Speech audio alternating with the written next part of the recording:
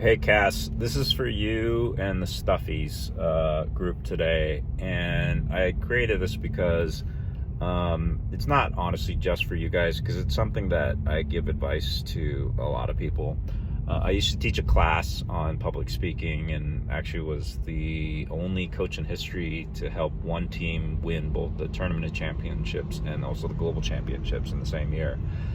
So I do have an ability to teach public speaking, and one tip I have for everybody I'll share here in a second, but it's also because I used to be a debater, and I developed these public speaking skills there, and just over time I've learned how to become a better speaker.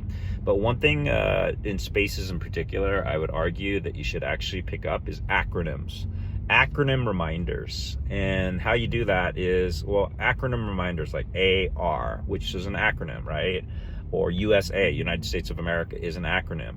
Well, when the other individuals were talking just a little while ago, they frankly were wanting to speak, and that's fair. And I've spoken way too much in the group. But the thing is you can't always remember what you're wanting to say, right? But you do have a gist, or you do have kind of a main point that perhaps you can remember the idea. So there's two things that I wanted to basically talk about. One is the question that you asked, Cass, which was how can you find, or maybe the other individual asked, how can you find opportunities on X, and to find places that actually give you money?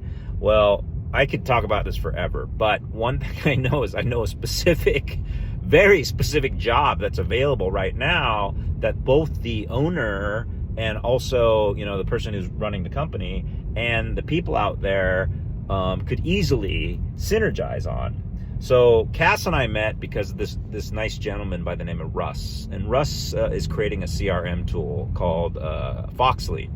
And I've been watching him develop it and been listening to it for almost the beginning. And it's an incredible CRM tool. It frankly will potentially be even something that revolutionizes CRM in general, because Russ is very meticulous. He's very, very thoughtful in building this tool. And as a result, he's going to build something pretty amazing. I keep on telling him to release it so I can pay for it and buy it from him, but he's always like trying to perfect it and do all that other stuff. But what I do know is that Russ is willing to take care of you all, anybody who wants to sell his product. So reach out to Russ Shares, I think is his handle, and tell him, hey, give me a demo.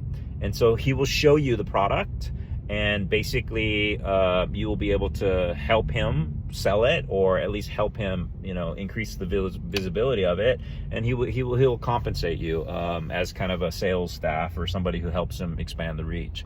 So that's one opportunity that's just explicitly available, which coincidentally is the person is the reason why I know Cass. So that's the R. And then A. So I remembered, while everybody was speaking, RA, just in case I would forget. So R is that, Russ. And so Russ and Foxley rather, reach out to him. Russ Shares, and I think it would be a great thing for him and a great thing for you if you guys are wanting to earn some money. But Cass did say something about specifically not being desperate, and it sounded a little bit like, people, when they were sharing their story, might be a little desperate.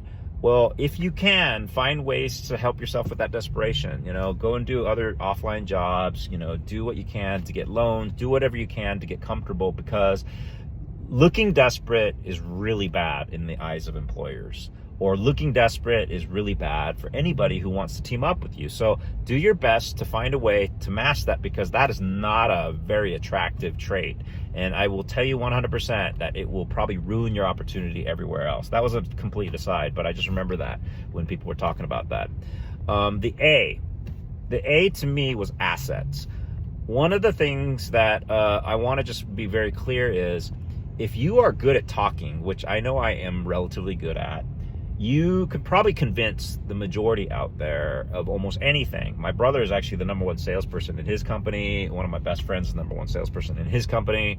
And I'm just surrounded by all these incredible salespeople. But you might find it funny, I hate sales. And I feel like I well, anyway, the point is I just don't like it, but yet I'm good at it because I take care of people.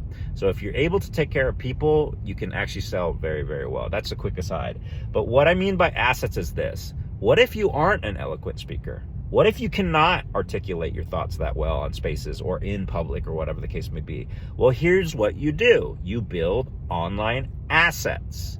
You build online assets. And those assets can be whatever you want, from saying you've done XYZ for a certain period of time and then basically listing all your accomplishments, to actual work. So let's say you're a web developer. Well, make sure you have a portfolio that you can easily just say, here's my portfolio. And they can look at the work while you're just doing other stuff, and they can judge whether or not you're good or not.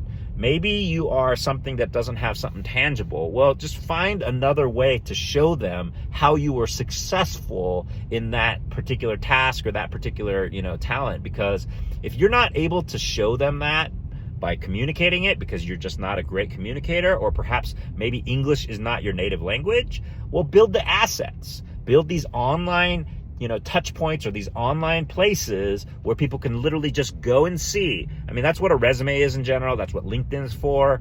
But sometimes even having something more granular / a little bit more focused, where it shows how you did something on a project, or perhaps, how you worked on a team, or just giving people, an idea who might hire you, how you are good at that product, or how you are good at that particular task. Because if you can show those talents, you can show your track record that shows, basically you're consistent and you can do it over a long period of time, then someone will hire you.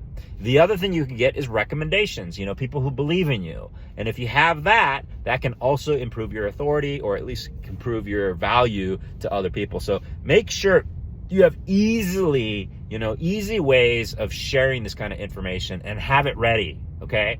One last thing, I didn't necessarily think of, but is something that's very important. If you aren't a great speaker, well, practice. Get an elevator pitch down. And then literally, have whatever you're trying to say, or have whatever talents you have, and just prepare a little bit more.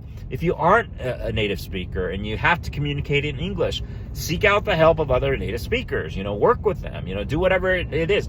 Use AI.